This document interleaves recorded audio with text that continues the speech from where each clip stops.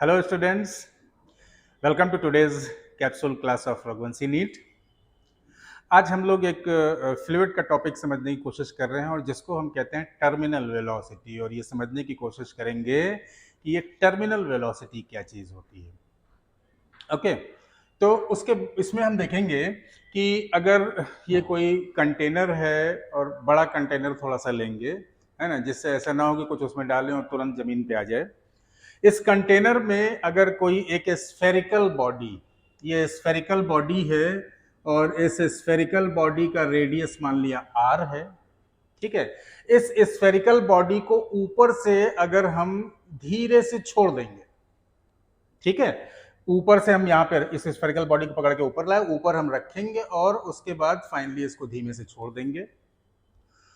तो ये बॉडी चूंकि इसकी डेंसिटी पानी की या लिक्विड की डेंसिटी से ज्यादा होगी तो वो इसमें ये डूबने लगेगी। लेकिन जिस समय हम उसको पानी में छोड़े होंगे, ठीक है, उस समय उस पर कौन कौन से फोर्सेस लग रहे थे अगर हम ये देखने की कोशिश करेंगे, तो सबसे पहले तो उसका वेट लग रहा होगा बॉडी का, जो कि नीचे से ऊपर से नीचे की ओर लग रहा होगा। और चूंकि ये बॉडी पानी में इस जगह पे डुबा के ही हमें छोड़ रहे हैं, मान लिया, ये मान लेते हैं कि हम डुबा के ही छोड़ रहे हैं, तो उस समय उस पर उस पानी का बॉइंट फोर्स लग रहा होगा, ठीक है।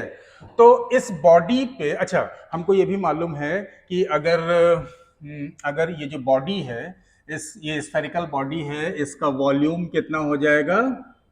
क्योंकि स्फेरिकल बॉडी है उसका रेडियस r है ना, तो ये हो जाएगा 4/3 पाई r क्यूब,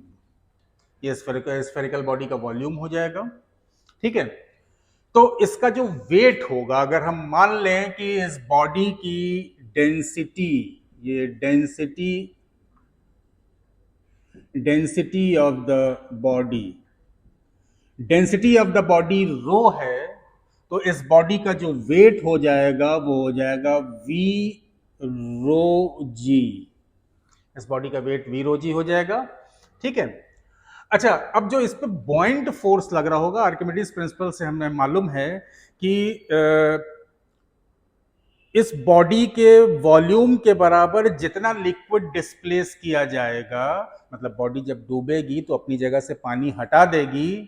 तो वो जितना पानी हटा देगी वो उसके वॉल्यूम के बराबर होगा, तो उस हटाए हुए पानी के वेट के बराबर एक बॉइंट फोर्स बॉडी पे लगता है, ये हमको मालूम है आर्किमिडीज प्रिंसिपल से, ठीक है। तो उस हटाए हुए पानी का जो वेट होगा वही बॉइंट फोर्स होता है, तो ये जो बॉइंट फोर्स हो गया, बॉइंट फोर्स हो गया, ये हमारा हो जाएगा वी सिग्मा जी, जहां पे ये जो सिग्मा है ये मान लिया कि डेंसिटी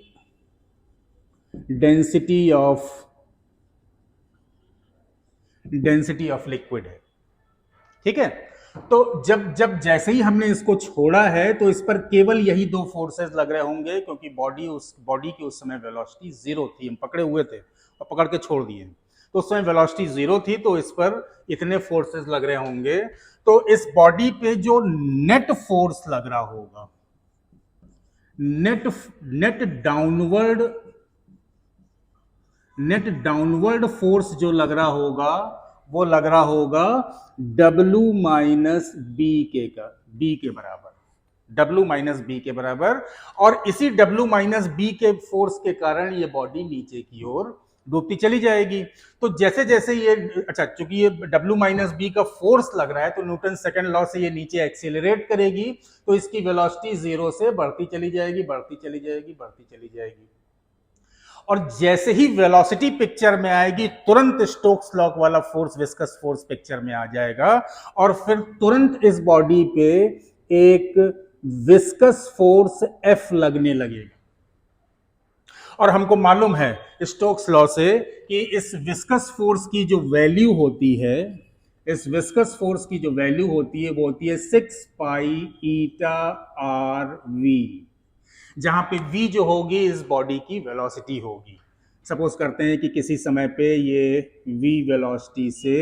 बॉडी नीचे की ओर जा रही है, ठीक है, तो तुरंत ये फोर्स पिक्चर में आ जाएगा,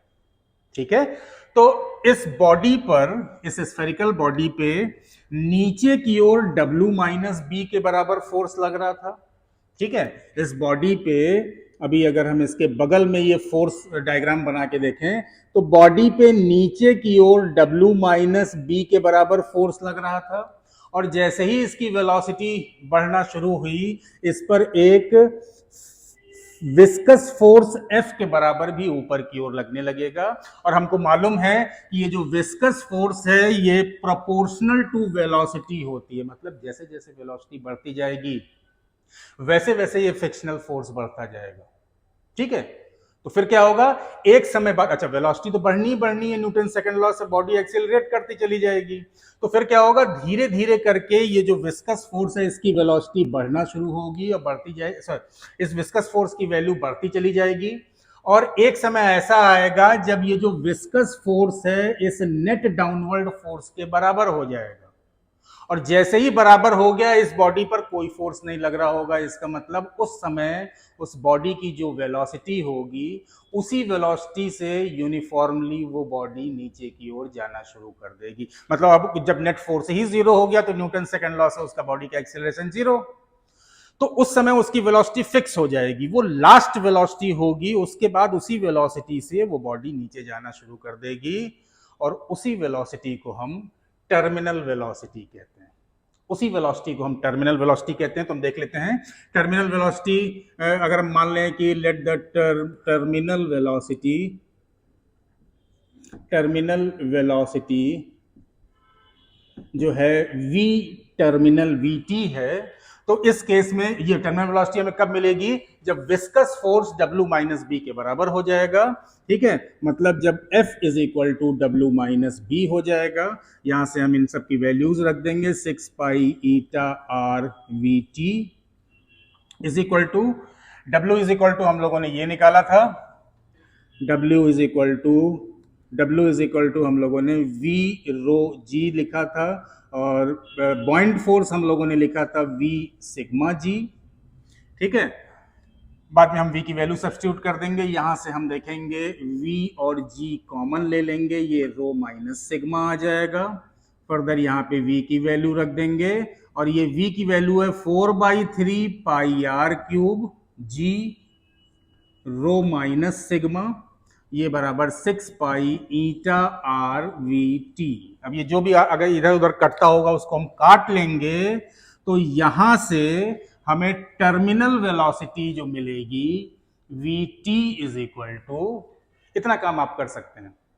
ठीक है, तो इसमें जो भी कॉमन चीजें हैं उसको काट लेंगे, तो फाइनली जो यहां से टर्मिनल वेलोसिटी मिलेगी वो मिलेगी 2g r² rho minus sigma divided by 9 eta. इतनी टर्मिनल वेलोसिटी से अब उसकी वेलोसिटी बदलनी नहीं है, इसी वेलोसिटी से वो बॉडी नीचे जाती चली जाएगी और जमीन वहां पे फाइनली उसके बॉटम पे चली जाएगी। तो होप डियर स्टूडेंट्स, ये टर्मिनल वेलोसिटी आपको समझ में आ गई होगी क्या होती है। Thank you.